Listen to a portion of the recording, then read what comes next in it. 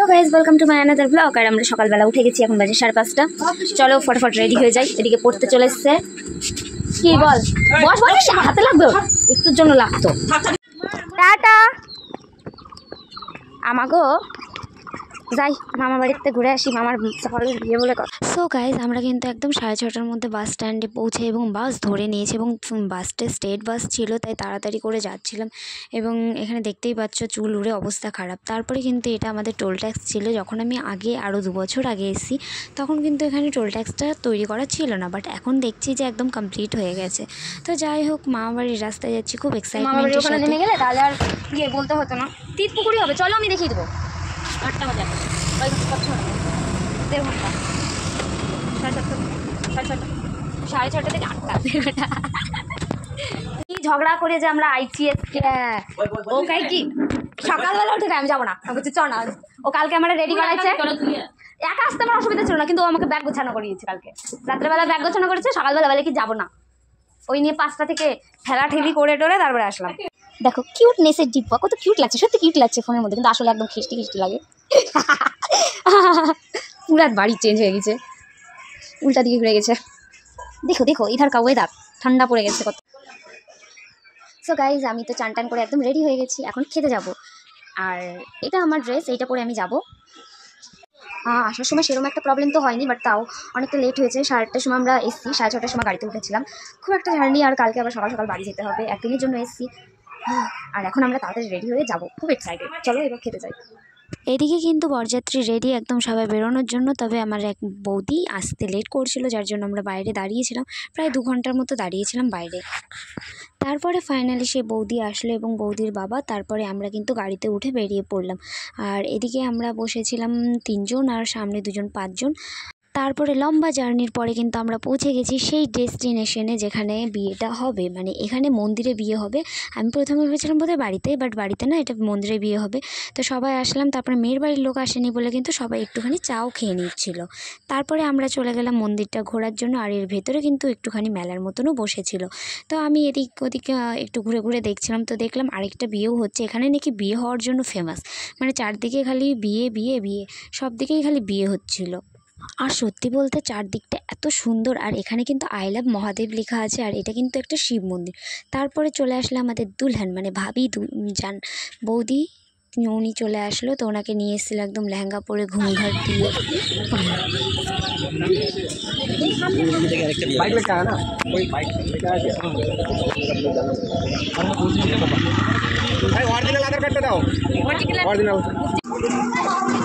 শাখাপাড়া নিয়ে আজকে হলো চন্দ্রনাথ দাঁড়া হটে দুটো। হ্যাঁ শাখাপাড়ায় যে শাখাওয়ালা না কি বলে, শাখারি শাখারি, হ্যাঁ তাই হচ্ছে। ওদিকে কিন্তু বৌদিকে রেডি করে নিল। তারপরে আমরা আবার বেরিয়ে পড়লাম যে বৌদিকে শাড়ি পরাবো, কারণ লেহেঙ্গা পরেছিল, তো সেটা চেঞ্জ করে শাড়ি পরাবো। কোন দিকে পরাবো সেটা তো কিন্তু খুঁজে পাচ্ছিলাম না, তাই আমি আর বৌদি খুঁজতে বেরিয়ে পড়েছিলাম। আর মন্দিরটির চারপাশটা এতটা সুন্দর কি আর বলবো, ভেতরে আমি যেতে পারছিলাম না, বাইরে থেকেই তুলছিলাম, কারণ এতগুলো মন্দির এত সুন্দর। তারপরে কিন্তু আমরা একদম রুম পেয়ে গেছিলাম যেখানে বৌদির ড্রেসটা চেঞ্জ করাবো, কারণ আমাদের বাঙালি মতে তো শাড়ি পরাতে হয়, আর ওদের মধ্যে তো লেহেঙ্গা, তাই আমরা বাঙালি মতে শাড়ি পরানোর জন্য রুমটা কিন্তু খুঁজে পেয়ে গেছিলাম।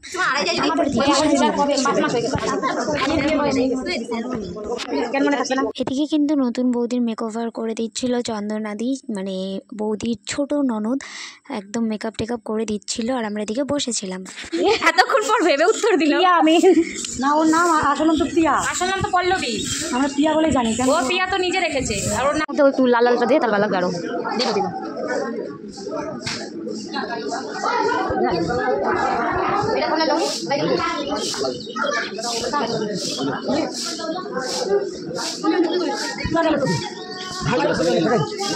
এদিকে সাজাতে সাজাতে দেখলাম আরেকজনের যে আগে বিয়ে হচ্ছিল তার কিন্তু বিয়ে কমপ্লিট হয়ে গেছে, এবং সে কিন্তু বিদায়ের জন্য রেডি।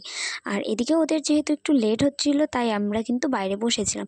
তারপর কিন্তু রেস্ট্রি হবে, যেহেতু রেস্ট্রি ঠিক না, ওদের মন্দিরের নিয়মকানুন অনুযায়ী যা যেরকম হয়, তো সেটা করার জন্য কিন্তু মন্দিরের ভেতর চলে এসেছিলাম। খালি পিছনে খায়, হ্যাঁ সামনে যাও, ওরা প্রণাম করে বেরোবে, তারপরে তুমি আগে যাও।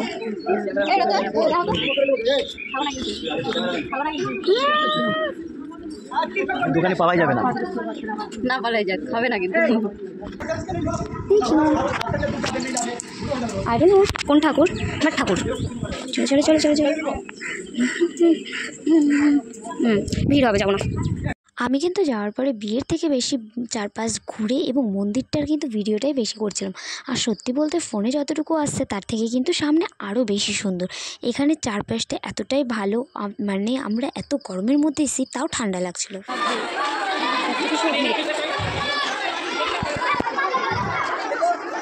এত ভিড়।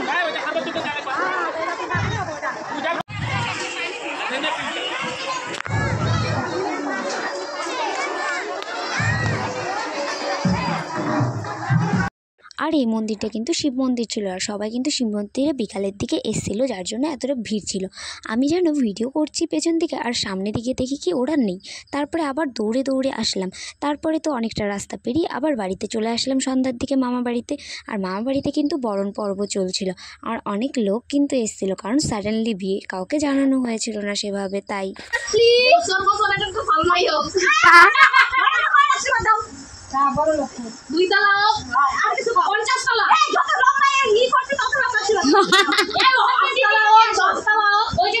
আরে কাউকে তাও মানে তোমার বিআইয়ের 10 তলা।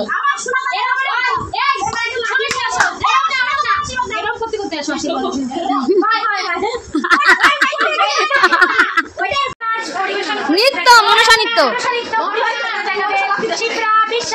ওই দত্তবা দাস, হাতালি বিগা ফ্যান। অনিমা সেড গো।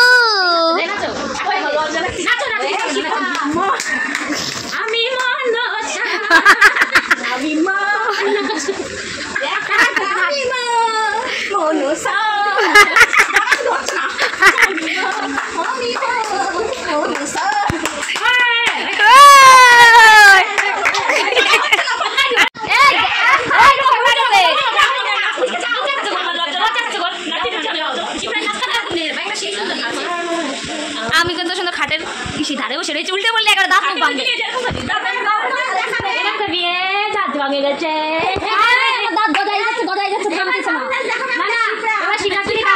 সো গাইজ, তোমরা দেখতেই পারলে আমরা কতটা মজা করছি, হাসি ঠাট্টা মজা লেগেই আছে। আর তারপরে কিন্তু আমরা অনেক রাত পর্যন্ত মামা মামি, দুই দিদি এবং আমরা 2 বোন মিলে কিন্তু গল্প করছিলাম, কারণ প্রায় অনেক বছর পরে একসাথে হয়েছি, তো খুব মজায় কাটছিল আমাদের, আর খুব মজা করছিলাম কিন্তু সবাই। এই আমরা ভুট্টা চুরি করতে যাচ্ছি, ঠিক আছে জায়গাটা আর লাইফ ফাইটেও আনছিস না? হ্যাঁ, আমরা ভুট্টা করতে যাচ্ছি। এই সবাই একটু মুখ বন্ধ করেছে। ওই চূড়া না, চুরি হবে, বুঝলি? আস্তে কথা, চুপ চুপ। আরে তুই এগুলো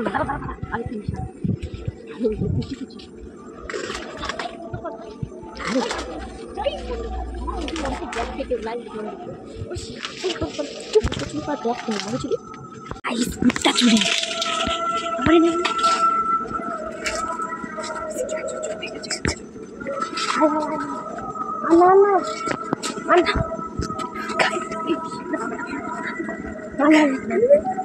বেশি নিয়ে গাইস, আমি নিয়েছি 8-10টা, আর ওরা নিয়েছে 8-10টা, মোটামুটি 10-20টা 10-20টা চুরি করেছি বেশি দিন। এত ছোট তা কেউ নেয়? এই জুতা পরে চলেছি। আরে সর্দি, তোর কি বুদ্ধি জ্ঞান কিচ্ছু না? এইটুকু তাকিটা ছেড়ে দেখো ভুট্টা পুরাও, কিভাবে ভুট্টা পুরায়, ঠিক আছে?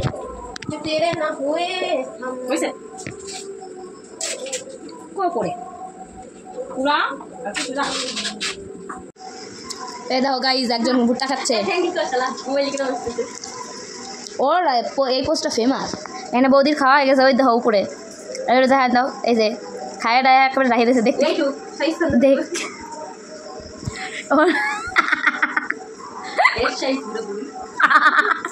রাত প্রায় অনেক পর্যন্ত আমরা ভুট্টা খেয়েছি, তারপরে আবার ভাত খেয়েছিলাম। তো যাই হোক, আজকে তো যা মজা করেছি তা বলার মতো না। আর কালকে আবার তাড়াতাড়ি উঠতে হবে, তার জন্য তাড়াতাড়ি করছিলাম। আমাকে খাওয়াটা উঠতে দেয়, হাই এত কিছু কাণ্ড করতেছি, বাড়ির লোকজন ঢুকে দিল। বাড়ির লোকজন দেখলে একটু অবাকই হবে যে আমরা এত রাত্রিবেলা এই কাণ্ড করে বেড়াইছি। তোর মুখে এখনো ভুট্টা লাগিয়ে রয়েছে, কালকে সকালে থেকে বিটি ধরবে না। মনে একটা দুটো না মুড়ি ও কালি বাচ্চি খেয়েছিস, আমি ভাবলাম ওই বুড়ি ধরবে না। গাইস ভাত খাচ্ছি, খাবা আসো। যে যার মতন খাবার নিয়ে বসে পড়ছে, কত কষ্ট হয়েছে তাহলে আমাদের ভুট্টা চুরি করতে আর খাতি।